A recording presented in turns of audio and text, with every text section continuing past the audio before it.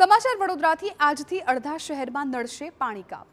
આજથી 30 દિવસ સુધી પાણી કાપની કરાઈ છે જાહેરાત। સૌથી વધુ પૂર્વ વિસ્તારને પડશે પાણી કાપની અસર। મહીસાગરના ફ્રેન્ચ વેલમાંથી રેતી કાઢવાની કામગીરીના લીધે નિર્ણય। એક મહિનો ઓછા પ્રેશર અને ઓછા સમય સુધી મળશે પાણી। પાણીનો વપરાશ સાચવીને કરવા અંગે જાહેર કરાઈ નોટિસ।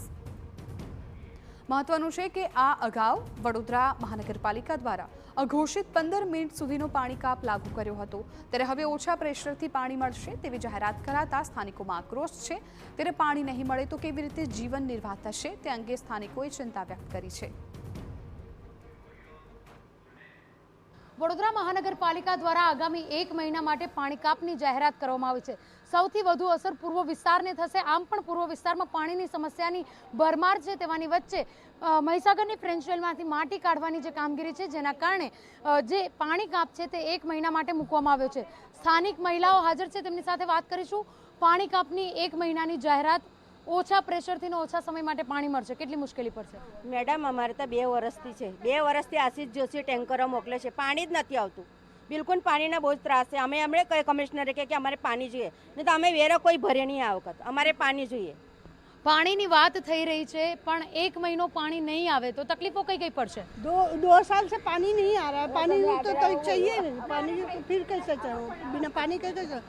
आशीष जोशी है, टैंकर 2 साल से मोकले, फिर उसके लिए तो पानी तो चाहिए બધા फिर कहाँ से હોય। બિલકુલ, પાલિકા પાણી મોકલવા માટે 1 મહિના માટે પાણી ઓછા પ્રેશરથી ને ઓછું આવશે એવું કહી રહી છે।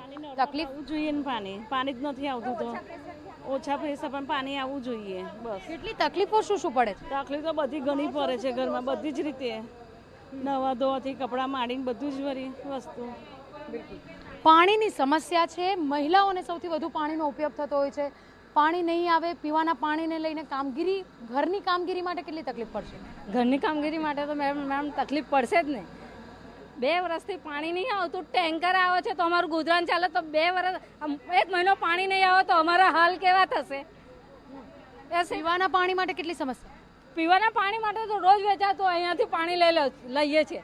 રોજ 50 રૂપિયાનું પાણી પીવાનું લઈએ છીએ અમે, પીવા માટેનું। અને વાપરવાનું પાણી ટેન્કરનું આવે છે તે વાપરે, ઘણીવાર ટેન્કર નથી બી આવતું। કાલે આખો દિવસ મારા ઘરમાં સહેજ પણ પાણી નહોતું, વાસણ પડી રહ્યા હતા, કપડાં પડી રહ્યા હતા। કાલે ફોન 3 વાર કર્યો તો 8 વાગે પાણીનું ટેન્કર આવ્યું, તો અમારા ઘરનું કામ થયું છે।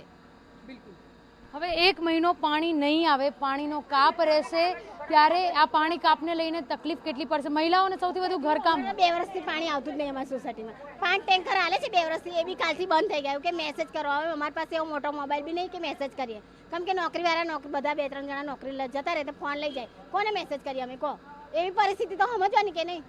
બિલકુલ, વડોદરા મહાનગરપાલિકા દ્વારા 1 મહિના માટે મહીસાગરની ફ્રેન્ચ વેલમાંથી પાણીમાંથી માટી કાઢવાની જે કામગીરી છે, તેના કારણે આ જે તકલીફો છે તેનો સામનો વડોદરાના નગરજનોએ કરવો પડશે। અડધું વડોદરા તરસ્યું રહેશે, તેની સાથે સૌથી વધુ અસર પૂર્વ વિસ્તારના લોકોને થશે, જેને લઈને પૂર્વ વિસ્તારની મહિલાઓ રોષે ભરાઈ છે અને પાણીની સમસ્યા દૂર થાય તેવી માગણી પણ કરી રહી છે। અંજલિ ઓઝા, TV9 વડોદરા।